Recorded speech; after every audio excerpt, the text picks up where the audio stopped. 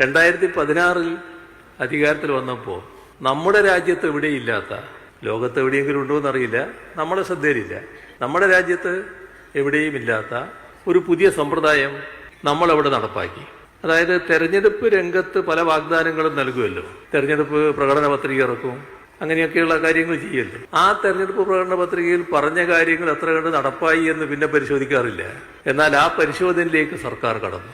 ആദ്യം 2017 ഒരു വർഷം പൂർത്തിയായപ്പോൾ പ്രകടന പത്രികയിൽ പറഞ്ഞ ഇന്ന കാര്യങ്ങൾ നടപ്പാക്കി, ഇത്രയേനി ബാക്കിയുണ്ട് എന്നത് ഒരു പ്രോഗ്രസ് റിപ്പോർട്ട് നാടിന്റെ മുന്നിൽ അവതരിപ്പിച്ചു. ആർക്കും അഭിപ്രായം പറയാൻ പറ്റുന്ന രീതിയിൽ അവതരിപ്പിച്ചു. അതൊരു വർഷമല്ല, ആ 5 വർഷവും ചെയ്തു.